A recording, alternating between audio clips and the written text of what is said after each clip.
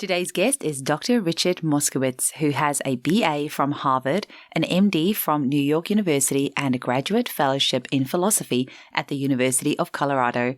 He's practiced general family medicine since 1967, and he has practiced homeopathic medicine since 1974, studying with George Withulkas, Rajan Sankaran, and others. In addition to lecturing and teaching, he has authored several books, including Homeopathic Medicines for Pregnancy and Childbirth, and Resonance, the Homeopathic Point of View. His other writings include Plain Doctoring, as well as An Introduction to Homeopathy, and The Case Against Immunizations, as well as The Fundamentalist Controversy, which can be downloaded as a MS Word document. There's also Vaccination, a Sacrament of Modern Medicine, Childhood Ear Infections, and Why I Became a Homeopath. I'm sure you will absolutely enjoy this episode just as much as I have interviewing this amazing man. Thanks for listening. Welcome to the Homeopathy Hangout, where we discuss all things homeopathy from around the world. And now my mum and your host, Eugenie Kruger. Hello, homies, and a very warm welcome to Homeopathy Hangout. Today, I am so excited that we have the wonderful, the legendary, the one and only Richard Moskowitz on the show. Welcome to the show, Richard. Thank you. It's a pleasure to be here. Oh my gosh, it's such an honor to have you on here. You have been such an inspiration for so many decades to so many of us. So it's just beautiful to have you on here. I know you've had, 5 decades of experience now. I think you're officially our most experienced homeopath. We've had many with 4 decades. I don't think we've had anyone with 5 decades. Maybe Jill Turland, who turned 80 end of last year, and she's still practicing. I've been practicing medicine for 53 years. Oh my goodness. But only homeopathy for only 46. Oh my gosh, that's not good enough. Only 46. Richard, can you even still remember how you were first introduced to homeopathy? I always ask my guests this question. How were you first introduced? I do. It was a big event in my life. I remember it quite well. I'll just start with that. I'll just say I was very dissatisfied with medicine. When I finished medical school, I dropped out for a while. I went to graduate school and I studied philosophy. I had a fellowship in philosophy, and I really didn't think I would ever see a patient again. And one thing led to another. And the main thing that happened was I lost my student deferment from the draft that was in the Vietnam War. And I eventually got a 1Y classification, which was the most coveted of those years. It meant physically, mentally, or morally unfit for service, except in the time of a national emergency. And I thought that had me pegged pretty well, especially the morally part. So I decided it was time for me to intern and start earning an honest living for a change. And so but I still had a lot of trouble with medicine in the sense that I think it was really the war in a way that really crystallized it for me, because I realized that the language, the metaphors of medicine are military. It's antibiotics and antihypertensives and anti-this and anti-that. And we fight diseases and we develop weapons to fight them. And the more potent they are, the better. We want to kill the disease. We want to destroy it. And I just didn't like the way that felt. And so I was just all over the place with that.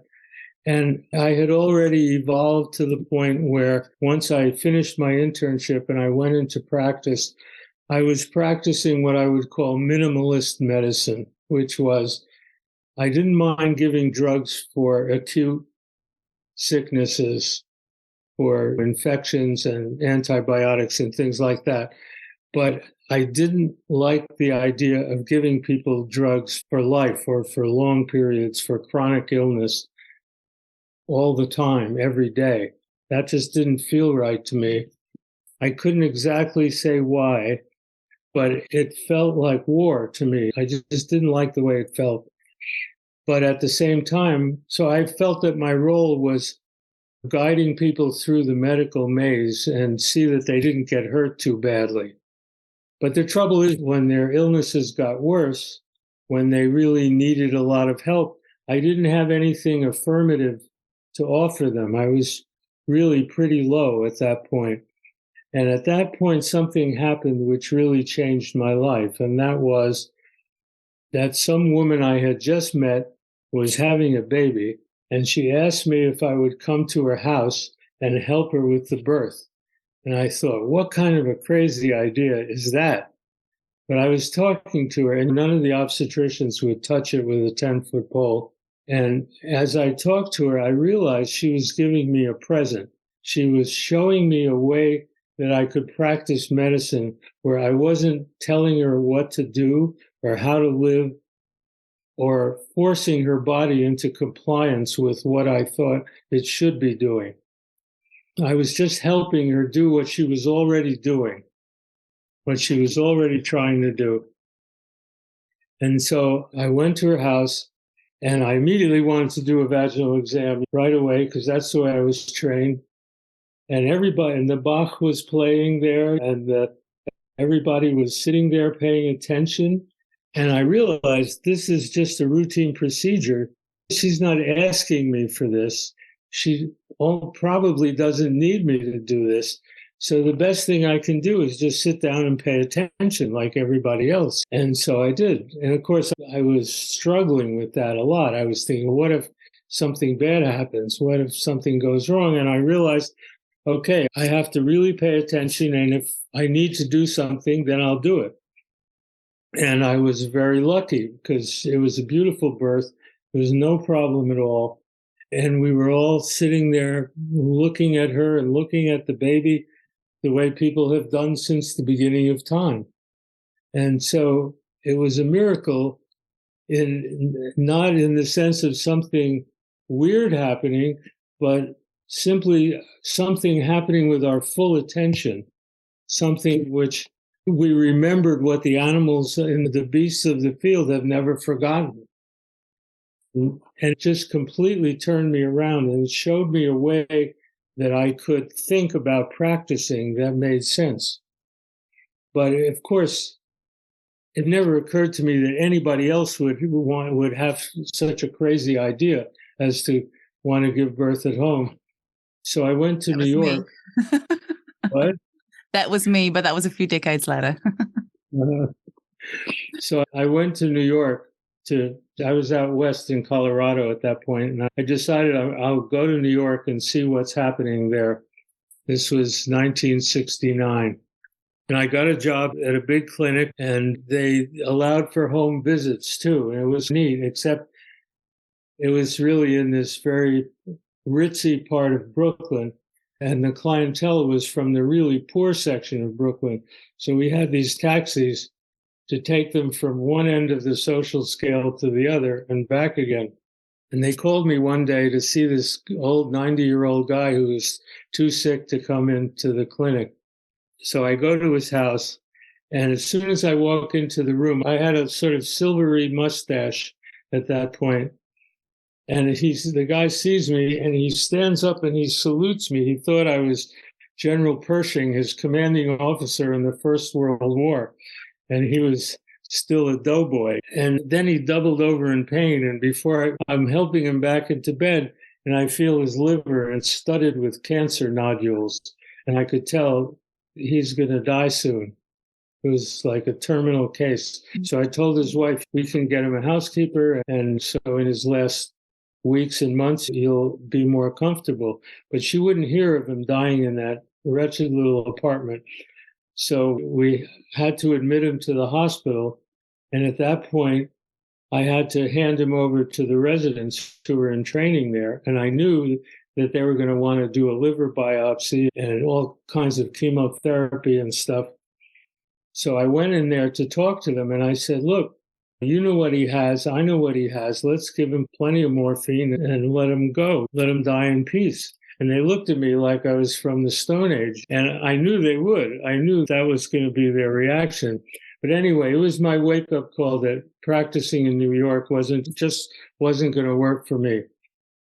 So I moved back to Colorado, and I got myself a cabin in the mountains outside of Boulder.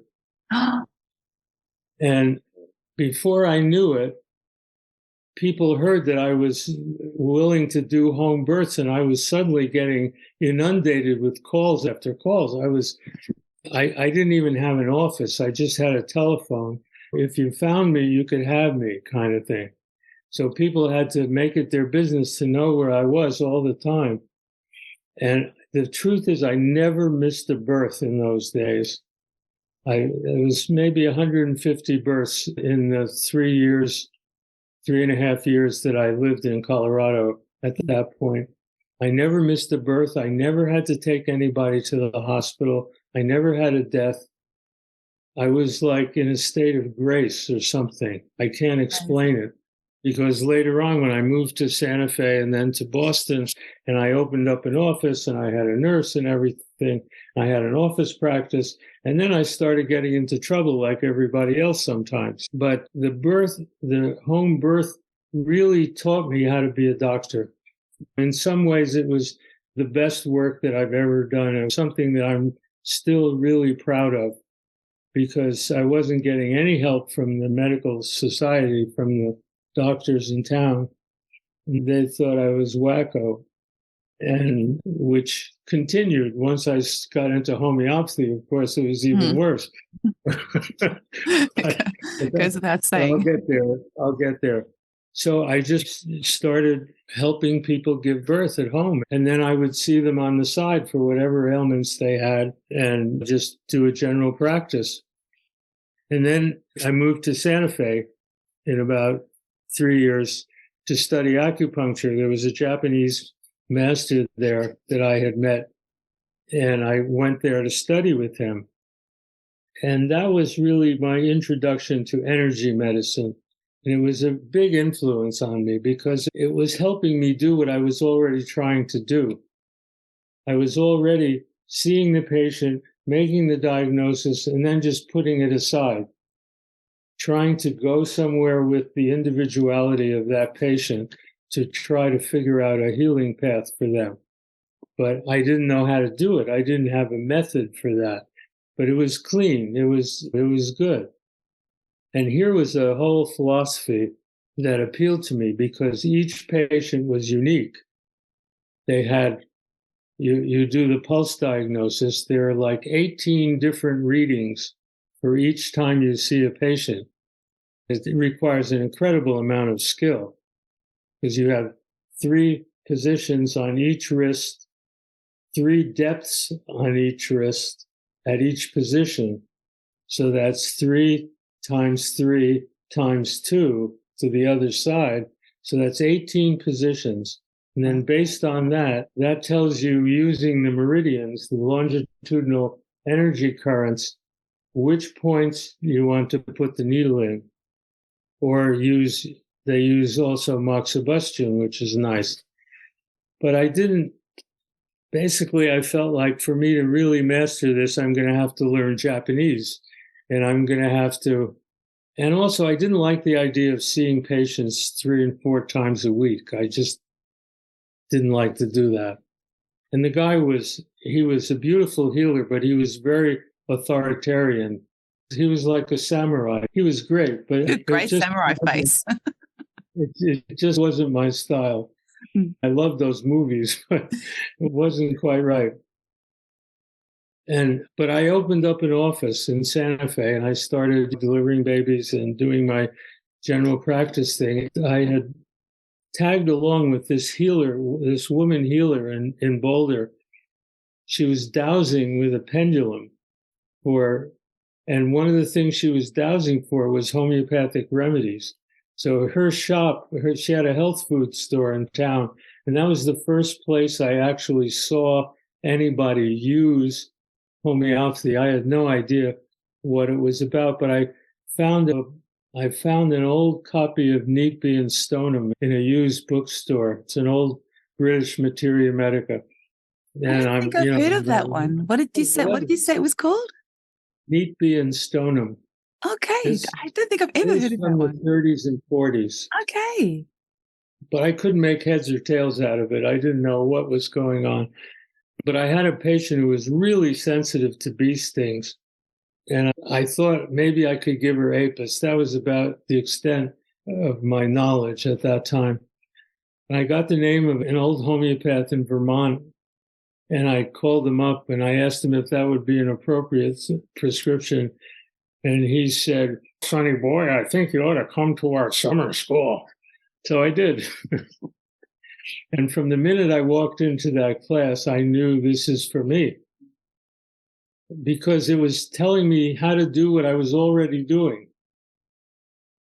I was making the diagnosis and then putting it on the shelf and trying to sit there with that patient. And this was telling me how to do that.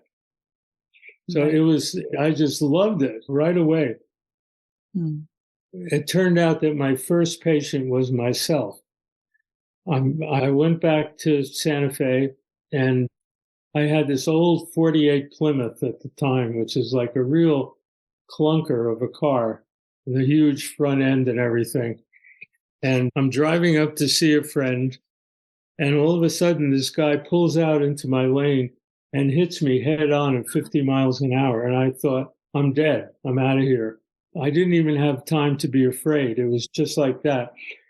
And I had a concussion. I woke up, and there was the guy standing in front of me about 50 yards away, obviously drunk. And I was furious. I wanted to strangle the guy. I got out of the car. I realized I'm all busted up because I had broken a couple of ribs. So the ambulance comes and puts me in the front seat, and I feel sort of okay. But then when I get to the hospital, he puts me on a gurney, and if I just move a little bit to either side, I get this tremendous pain. So I called my nurse and asked her to bring the kit of remedies that I had. She gets there, and I put some Arnica 200 on my tongue. And within a couple of seconds, I was able to take my shirt off, which was an unbelievable experience. And then I was fine after that. So I started using remedies immediately, just for the usual colds and flus and acute illnesses that every GP is constantly doing. I had this lady who had a breast infection, and I had just met her. I hadn't done the birth. She had delivered in the hospital, but she'd heard of me, and she had a high fever, and she was in a lot of pain. She couldn't nurse, so she asked if I would come to her house, which I did. So I see her, and I'm rummaging around in the books trying to figure out what to give her. Bryonia was the one that seemed like the best. So I gave her some Bryonia 200 and a little packet of that. I gave her one dose and then to take some more in the course of the night. So then I get ready to leave, and she begs me to stay the night because she'd never used remedies before and she had no faith in them. So I stayed the night. And when I woke up in the morning and I went in to see her, the pain had completely disappeared. There was no fever, no nothing. Oh, it wasn't a 200. It was a 6X. I think that's all I had. I think that's all I had in my bag at the time. Goodness. So that was, and I just began to see all kinds of different stuff at births, and also just regular general practice, flus, colds, bronchitis, whatever. And it worked. It didn't work all the time. I wasn't that good at it, but it worked well enough that it sustained me in practice. Nice. And so I kept taking courses. I went back and took the course again the following year, and I went to Greece in 76. That was 2 years later. And studied with Vaccination a little bit. And there was a Liga meeting of physicians in Athens at the same time. So I went to that first, and then I stayed on with him afterwards. That's very interesting. And he turned 90 this year, I believe. Something like that. George Vaccination, yeah. He's still going strong. He's definitely up there. It's amazing. But what was really inspiring about him was not so much the doctrine, the actual methodology that he was teaching, but just his example was totally inspiring. That here was a person who was doing nothing but homeopathy, and was getting terrific results, and also teaching all these Greek doctors. So it was, and there were a number of other Americans there with me. It was maybe, I don't know, 20, 25 other doctors were there. So it was really an inspiring event. And I just loved homeopathy. I loved everything about it. It was just like a charm. Santa Fe was that sort of place too at that time. It just opened its arms to me. I felt like what I was doing was accepted there. I was accepted onto the medical staff of the hospital.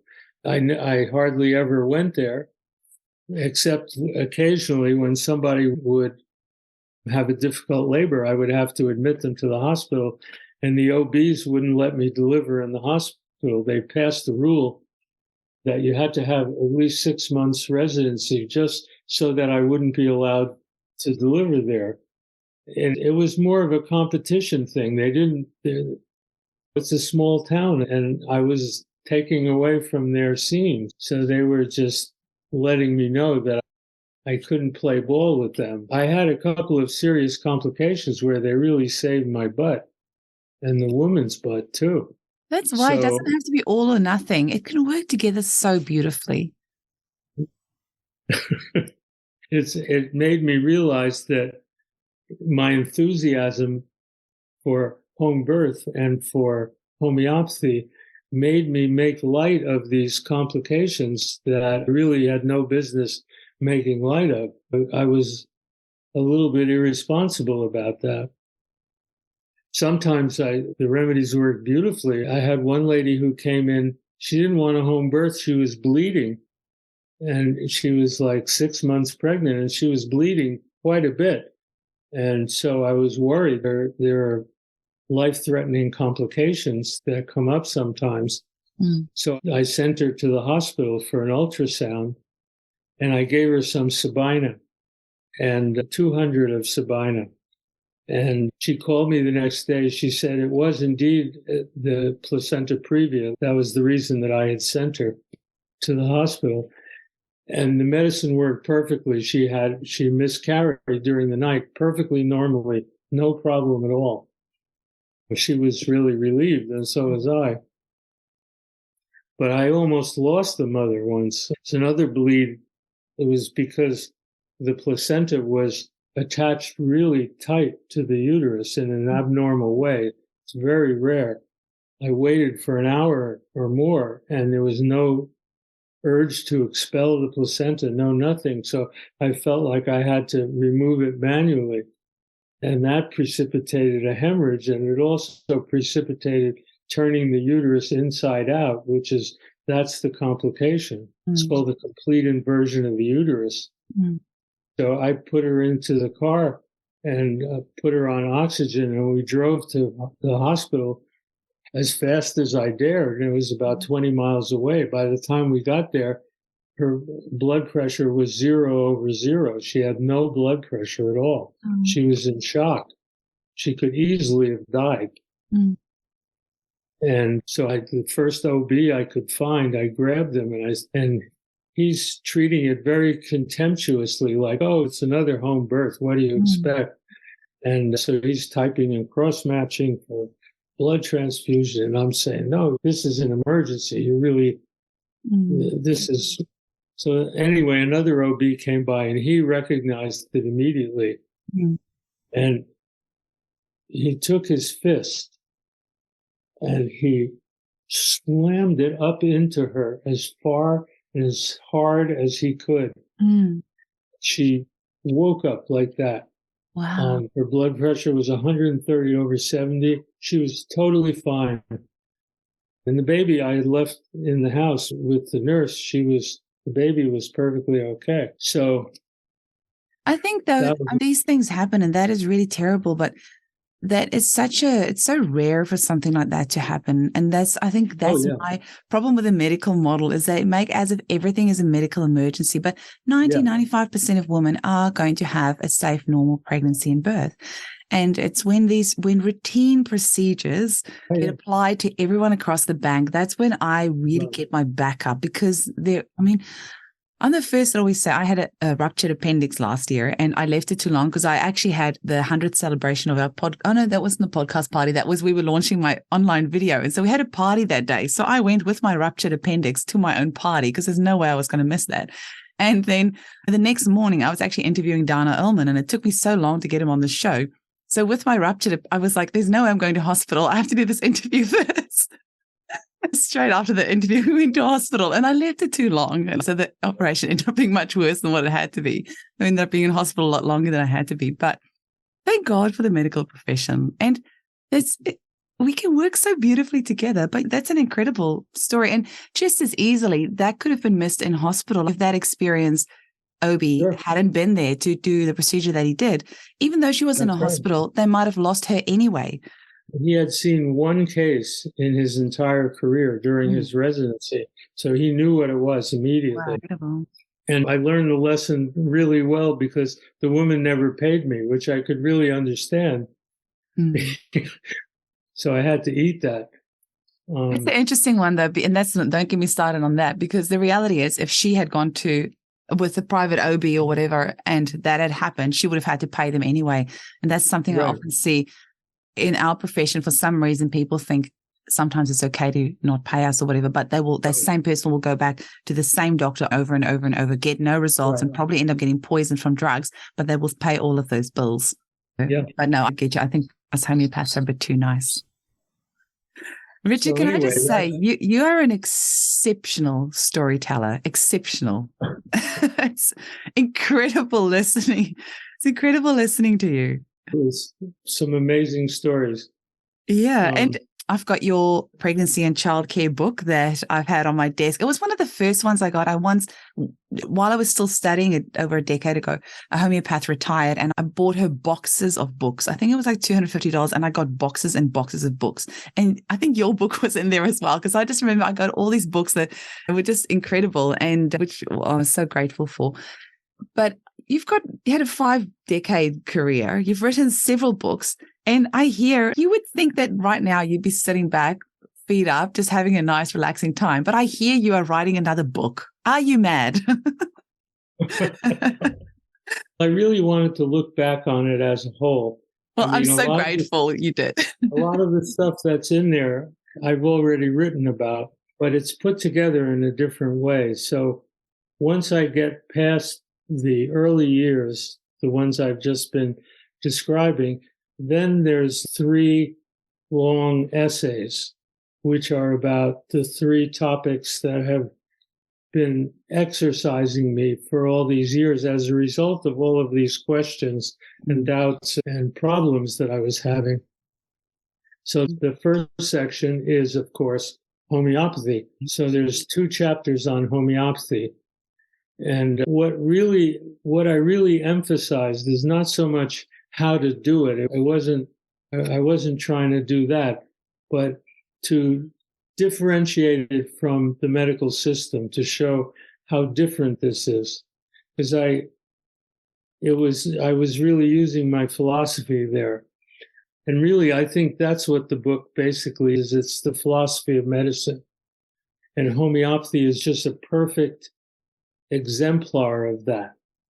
And then the next section is the medical system itself, how I see that, why I have a problem with it, why I think we all have a problem with it, even though we don't necessarily know it or realize it. And I go back to my favorite painting it's a Rembrandt from the 17th century. It shows this doctor dissecting a human body, a cadaver, just like we did in med school, the very first thing. And he exposes the forearm of the cadaver. So he has his clamp on the flexor tendon, and the students are like, whoa. And he's about to pull on the clamp, and so the fingers are going to go like this. It's causality is what it's about. And it's the radical discovery of mechanical causality that happened really during the Renaissance, when Michelangelo and Leonardo were stealing bodies in order to dissect them and for their art. But they got the idea. And it's still the way we practice. It's that same concept of causality is what we're after. The trouble is that the concept is too rigorous. It's much more rigorous than real life is, where the causality is much subtler usually. And we don't make room for that. We want to override that because we want to make sure that the body is going to behave the way we insist that it should behave. So we develop a technology, whether it's a surgical or a chemical, to force the body to behave the way we think it should. And so that's what that section is really about. And then the last section is about vaccination, my hobby horse of recent years. And again, that just came out of my practice. It wasn't, in the beginning, it was just, I didn't like it. I didn't like the idea of it. It didn't seem like a good idea to me, but I couldn't exactly say why. It just felt, especially to try to prevent diseases that were already on the wane to begin with, like tetanus or diphtheria, or weren't that serious. Chickenpox or measles, rotavirus or something like that, which was pretty serious in Africa, but it's because the kids are malnourished. It's not a problem in the United States. Some kids are hospitalized with it. Anyway, I just had this baggage about it. And when I moved to Boston, I took a sabbatical, and part of what I did was I studied things that I should have learned when I was in med school, but they don't emphasize it. They don't really teach you about vaccines in any depth. And what really struck me was that the diseases that we vaccinate against are acute diseases. That is, this tremendous outpouring of the whole immune system is involved, and it's all working together in several aspects. And the result of all of that outpouring is that the virus or the bacterium is expelled from the body. And so that if it comes back again, it's encrypted in the memory of the immune competent cells. So it's not going to happen. Whereas vaccination is a chronic phenomenon. It's not acute. It's designed to prevent something that may possibly happen years in the future. So you're using a chronic phenomenon. And that bothered me. That just felt weird to me. But it was really my experience with children that showed me how correct that was. Because basically, the first thing, there were too many vaccines given, and they were at too short intervals to be able to tell that this particular disease came from this particular vaccine. Although I did a little bit of that in the beginning, where the kids would manifest signs and symptoms that were similar to the disease that was being vaccinated against. But they were minor illnesses. And the main thing that I started noticing, and this was like in the late 80s, after I'd already been in Boston for a few years, that after they were vaccinated, the kids were more vulnerable to whatever acute diseases were going around town. They would pick them up in school and so forth. Or it would make worse whatever chronic diseases they already had. And the one that really struck me a lot because it was so common was chronic ear infections, because that was like ubiquitous at that time. So I started seeing many cases of that. And the first one seemed like it was from the MMR vaccine. And so I thought, maybe it's a specific, doctors are trained to look for specific symptoms from specific drugs. So that was an important part of our training. So the idea that there would be non-specific responses to vaccines, like making them more susceptible to what was going around town or a worse version of whatever disease they already had, nobody thinks like that, including me. So it took me a while to realize that's what was happening. So at first I thought maybe it's the MMR, but then I started having cases where it was the DPT. And pretty soon it started to dawn on me that, like, there was this one woman who had exactly the same reaction to two different vaccines. No matter which vaccine she was given, the kid always reacted the same way. It was her reaction. It was specific to her. And of course, that, even if the doctors were aware of it, that enabled them to say she's just hypersensitive. It's a genetic thing, something. So it took a while.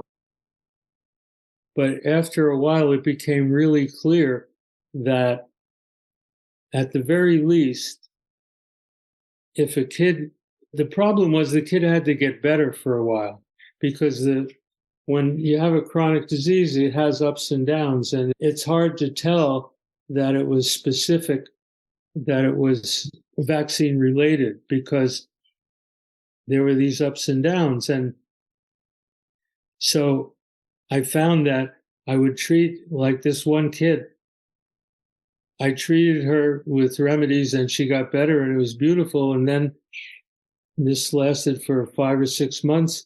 Then they separated, the couple separated, and the dad wanted to take her for the MR at 16 months. And so he did, and the kid, and it just brought it right back, like gangbusters.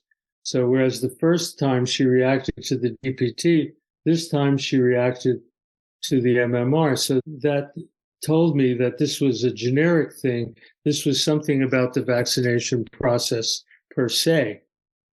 And so then I started seeing other diseases as well, like asthma or bronchitis or you name it. Or were you seeing much delayed development and like autistic type traits back then? Tons of that. Yeah, children who had speech and then they lose that speech, or had eye contact and they lose eye contact. Yes. Yeah. In fact, I wrote up a case. It's not in the book, but I did publish it about an autistic kid who, again, just because they react manifestly to one or the other vaccines, the others are also acting. It's just that you don't see it directly. It's subclinical for a while before it manifests. But here's the clearest example I can give you from my practice. It was a girl that I had treated all through elementary school, where she was bedwetting and she had OCD, really obsessive compulsive stuff. And I gave her a number of remedies. Arsenicum was the one that helped her the most, and she was fine. She was essentially symptom-free for about 10 years. And then she goes off to college, and the college insists that she get an MMR booster. And within a week, the whole thing came back just the way it used to be, exactly the same. And again, the Arsenicum album worked like a charm. So if you just put any other disease in that place, and if the kid gets better for, say, 4 to 6 months, then when the next vaccine comes down the pike, there's no question in the parent's mind or in your mind, or even in the pediatrician's mind, if they allow themselves to see it, because it's obvious. Usually very quickly, within a week or so, it'll come right back. Maybe even worse than it was before. That was the train of thought that really got me going. So then I started combing through the literature, and I started finding a lot of stuff that nobody reads, nobody pays attention to it, but it was along very much the same lines, that they took developed countries, and they studied the just how many times they went to the doctor, how many times they were hospitalized, how many times they died. Mm-hmm. Specifically, the infant mortality was what they were interested in, the deaths in the first year, because that's an important public health measure of the general health of the population. And they found that the infant mortality rate was directly proportional to the number of vaccines that were given in the first year. So they divided the countries into 5 groups who had a small number of vaccines, a slightly larger, and the largest. And we were, of course, in the largest group. In fact, we were the largest single country, and our infant mortality was almost 3 times that of the countries at the lower end, like Sweden, Japan. But again, it's a statistical study. Those kinds of studies are considered not equivalent to proof. They're suggesting. I don't know how much proof people want. Yeah, exactly. Exactly. It was, and there were several other studies along the same lines. The same authors did another study, and they found out that if you give a number of vaccines simultaneously at the same visit, again, there's a proportionality between the number of visits to the emergency room, the number of deaths, depending on whether there are, say, 2 vaccines given or 4 or 6. It's just a direct proportion. So in other words, it's something about the vaccination process per se, and therefore the absolute number that you get is the crucial ingredient of risk. So there again, it was saying the same thing in different words. I recently had an adult client, she's in her 40s, and she sent me her childhood vaccination schedule. And it was really interesting because on the government schedule that she printed out or she got from her baby book or whatever, it actually said, instead of saying DTP, it actually said diphtheria, tetanus, pertussis, and then diphtheria, pertussis, tetanus. So it was had them all laid out. So it actually looked quite terrifying when you see how many she's had. And I'm 44. We had much less in those days. But to see them all singled out like that was actually quite mind-blowing. And I think what happens these days is you get your baby report and it says infant Rex hexa, which is actually 6 diseases, and Prevnar and rotavirus. And that's what the children here in Australia get at 2, 4, and 6 months. But if you were to actually write out those 6 diseases and the rotavirus and Prevnar, so say at 2 months, you wrote that they've been vaccinated for 8 diseases. And then 2 months later, you go back another 8, 2 months later, another 8. I think if people actually visually saw all that, they would click, but they don't. They see 2 needles go in and a drop on the tongue, and they think it's not that bad. But actually, if you were to break it all up, it's pretty shocking. A lot of parents were nervous. They felt that they were getting too many. And it was just an intuitive feeling. It wasn't necessarily that something definite had happened that they could pin down. It was just a gut feeling.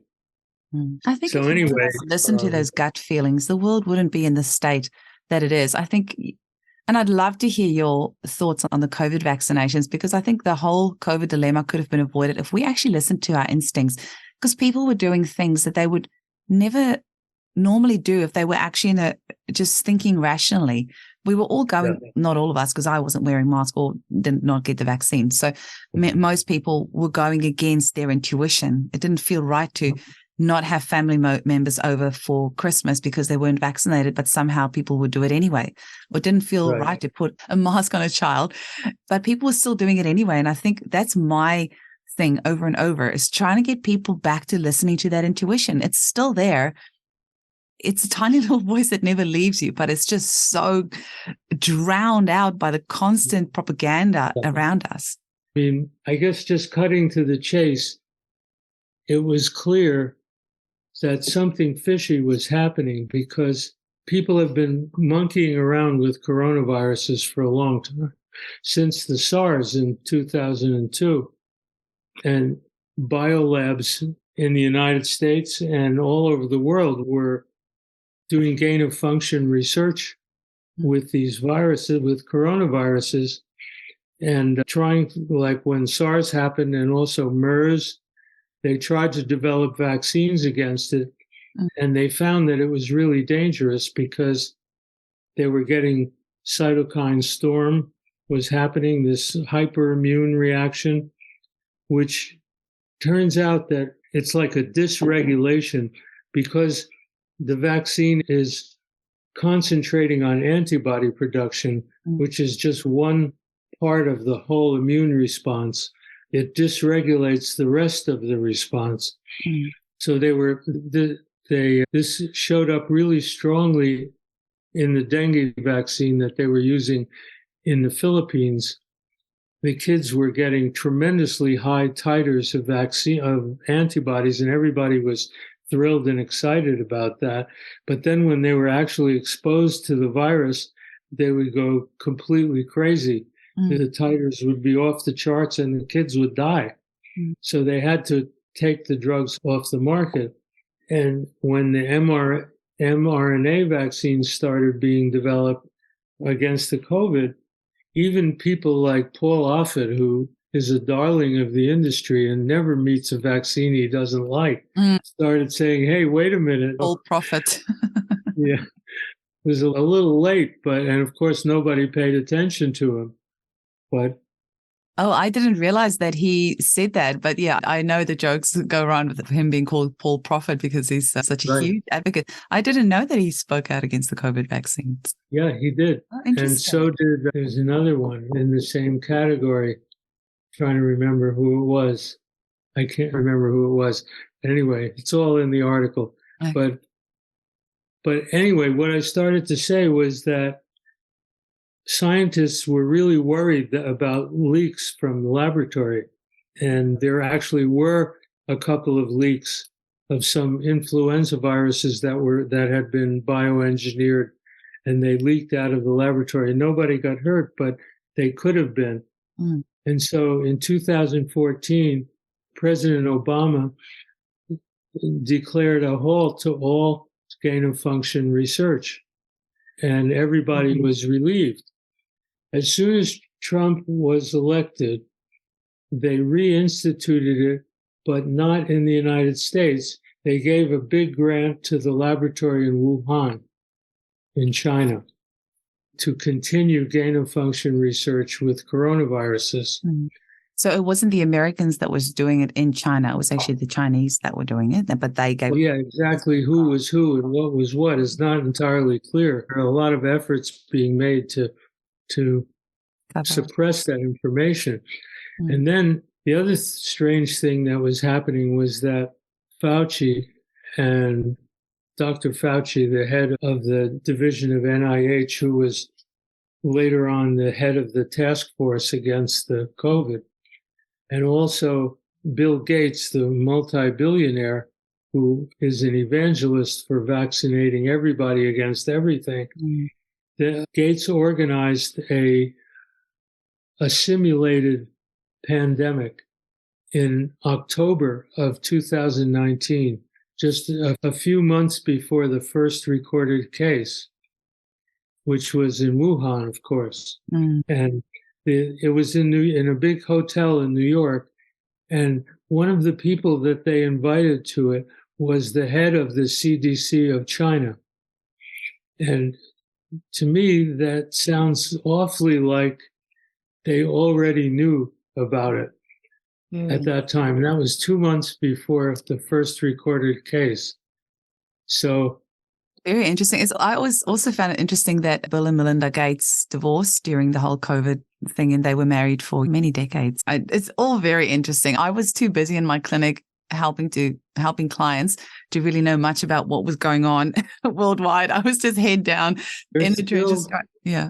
They're still together on the foundation, however. Yeah, it's interesting. It's all these things we could never possibly know the real story behind all of it, but it's certainly interesting to speculate. Yeah. Anyway, it seems the agency of the NIH that Fauci is the head of was already working on a vaccine when the emergency was declared. So that says to me that they've known about this. And now it's way beyond my pay grade to be able to decide whether the leak was accidental or otherwise. I'll leave that to those who specialize in such things. But what is clear is that whoever was working on the coronavirus must have succeeded brilliantly in whatever it was they had in mind, because the illness that resulted is really unique. It's really different from the run-of-the-mill diseases that we vaccinate against. For example, it has a chronic aspect to it. Yeah. And the first thing that I noticed about it was that it was making worse the chronic diseases that were already there. The people who were dying were the people in the nursing homes who were already chronically ill. And so that rang a bell, because that was my whole vaccine work, was showing exactly that. So it was having a vaccine-like effect, which to me meant chronic. And then there's the long COVID. And then there's the cytokine storm phenomenon, which it turns out was present in all of those severe cases of ARDS, like that were dying on ventilators in the hospital in the beginning. But then it turned out that it wasn't just in the lungs, that there were these microclots in different organs all over the body. And when they did autopsies on those people, they found cytokine storm, the same hyperimmune dysregulation response. And then when they would test the long COVID, they found similar. It wasn't as severe. It wasn't as violent as cytokine storm, but it was of the same type. It was a dysregulating hyperimmune type of reaction. So to me, that's the most conclusive evidence that this was made in a laboratory, that this was not a natural. It may have originated as a bat virus, but they were monkeying around with it for sure. And again, I'm not going to comment on whether it was deliberate or not. That's a whole other ballgame. Everyone's just assuming that it was an accident. But what I do know is that they were working on something pretty important at that laboratory, whatever it was. And it's hard to, let's put it this way, if they were trying to design a stealth bioweapon to kill off people, it would have worked very well for that. Yeah. So it's not funny at all, but like I just find with everything going on in the world, I have to laugh about it, because if I didn't, I think I would have a mental breakdown, because it's really hard for me to think that humans can do these things on purpose. And the reality is that they do, and they have always done, but we just have to look at history to know what humans are capable of. But and there's a lot of really other stuff too. Not only, take a look at RFK Jr.'s book about Fauci. I haven't read it yet, but it's on my list. Well, he researched it very thoroughly. Yeah, he's an amazing man. The only trouble with the book is that it doesn't have an index. So it's a hell of a job reading it. I wrote a review of the book. So I read it pretty carefully, but I had to go back and do it over because I couldn't find, I had to rummage to find the references that I was looking for. Oh, that's a shame. Anyway, it was probably done in a rush to get it out there, which sometimes getting that information out there quickly can be more important initially than taking the extra time. I mean, you've written many books. From the authors I've had on the podcast, they all say it can take years. And I've had several books that's been in my head for years. So it's probably going to be many more years before it actually comes out. I wonder if that's maybe why. Yeah, it's pretty interesting. But anyway, what I started to say is that creating and managing pandemics is just one of the futuristic things that are being messed around with. GMO agriculture and fake meat and transhumanism, for example. You know about that? Where using gene splicing technology and introducing that into people so that their gene pool is itself partially synthesized, partially bioengineered. There are people actually working on this. I did not know that. I don't know that I want to know that. I can just gonna keep my head in the sand. Exactly. It's a scary time to be raising kids. I'm not going to lie, having an 11 and 8-year-old, I really worry about their future. But I always think as parents, the most important lesson we can teach our kids these days is distinguishing fake from fiction and trusting their intuition. Because I think if you can do that, then you stand a chance in the future. Because with AI and all of these things that our children are faced with, they're going to have to be really good at sniffing out the BS and knowing. And I think if you always trust your intuition, that can't lead you astray. So anyway, I'm not going to go into the details about the COVID and the lying and the propaganda and the censorship. It's all there, but I just don't have time to do that, I'm afraid. But it's in the article, and you can use whatever you can. I think you should publish it even as an ebook so people can purchase it online as an ebook even to read if it's only 70 pages. But stick it on Amazon as an ebook. We can all support your work and purchase it that way. And I'd love to have a read. Richard, when's your new book coming out and where can people buy it? And I'm not sure. It's probably going to be another maybe month or two before it comes out. You might have to forego the index to get it out sooner. I'm kidding. The people at B. Jane are very nice, but I don't have a lot of contact with them. But they seem very obliging. They'll do pretty much what I want. That's brilliant. I've had them on the podcast as well, and I always buy my pillules from them. So I've had a lot to do with B. Jane over the years, and I found them really helpful as well. Yeah, I've been thrilled with them actually, because I could not find an American publisher who would touch it. Oh, wow. It's partly, I think, because there are two different strands of it that are so different. There's the memoir with all these personal stories, and then there's the more didactic stuff at the end.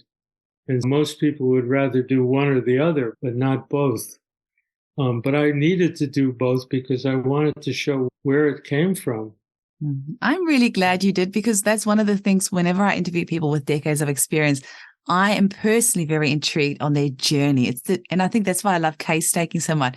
It's listening to people's journey that really inspires me and where all the lessons are. And we have naturally learned from stories for millennia. That's how knowledge is passed on, is by storytelling. So that's the part that I personally find the most interesting. I just can't resist throwing this in at the last minute. Yeah, do it.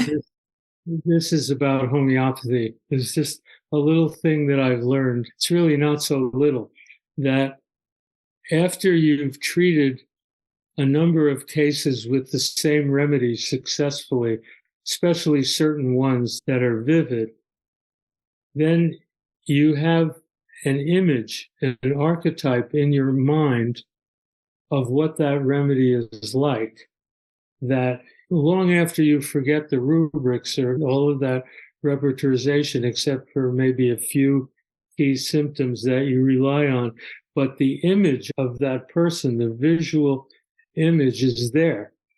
And there's a couple of cases in the book that I try to illustrate that. But there was this one guy who came in, and he was overweight and very loud and boisterous, and he was a very successful businessman, and he talked in a loud voice, and I immediately wrote sulfur in the margin. I didn't want to dwell on it. I just wanted to record that image was there. And so then I took the case and I repertorized it and everything else, and it was beautiful sulfur.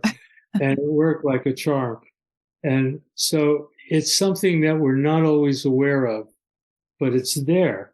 And I presented another case of agaricus like that, where it's a lesser known remedy, but there's a certain lore about the remedy that it's been used in various civilizations for, like the warriors would take it the night before the battle to have courage and so on. And it's known in the materia medicas for its boastfulness. So I just had a patient, and that was just hitting me in the face. And I presented it as seductive, something that can easily lead even an experienced prescriber to just prescribe it without doing the work of repertorizing and confirming it. So it also becomes an occupational hazard. But it's a double-edged sword, that one. It really is. Yeah, because you can. Yeah, I think as long as we're always the unbiased observer, and we have these remedies coming and going through our mind. Right. But what's happening these days, and I'm very wary of your time. It's getting later on in the evening there, but I am really enjoying that. There's this new kind of wing of homeopathy, which is to do with intuitive prescribing, and that can go both ways. But I think intuition automatically comes with years of experience. So it feels like it's intuition, but it's actually just many years of practice, reading materia medica, reading cases, what you prescribe. And then you start seeing a pattern where you end up prescribing what was intuitively in your mind as the person walked in and you felt their energy. So it feels like intuition, but it's not just that. It's actually art and science and lots of hard work all combined. The remedy Simicifica is maybe my favorite remedy of all time, because that, I would say, that's my one original materia medica contribution is from that remedy, because I used it a lot in the births and in the patients who were of that age group, who were getting pregnant or who had been pregnant. And it's really a doozy. I have to ask you, how often in Simicifica have you seen fear of rats? Because I sometimes ask my clients, and I've never seen it. No, I know it's in there, and I'm like, I have never seen fear of rats in any of those, and I've got a couple of other, which seems to be like a big thing in the case, but I've just never had it verified, so I've just thrown it out the window now. The first thing that I picked up from the literature about it that it was pessimistic, that it was dark clouds sitting over them is one of the negative. Yeah. So I had a woman who was sailing through her labor. She was doing great, but she always had this in the back of her mind that she couldn't do it, that she wasn't going to be able to carry it through. And so the head was halfway down the vagina, and suddenly her labor just completely stopped. And so I gave her, just on the strength of that, I gave her a hit of Simicifica, and it just came right out immediately. But that was just the surface. The deeper stuff is basically a fear of insanity. Mm-hmm. And the fear is reasonable because it's happening. Mm-hmm. It's more than a fear. I had this woman who, she got to 42 weeks, nothing doing. So I had her in the office, and she finally told me that she had an abortion just before this pregnancy, and it was terribly painful. So she was dreading the birth because she figured it would be even worse. And so then about a week later, she goes into labor. I get to her house, and she's psychotic. She's like completely out to lunch. And the character of that was like, it's like there's a glue that holds our experiences together and makes them ours, so that there's a continuity of self. She didn't have that the experiences were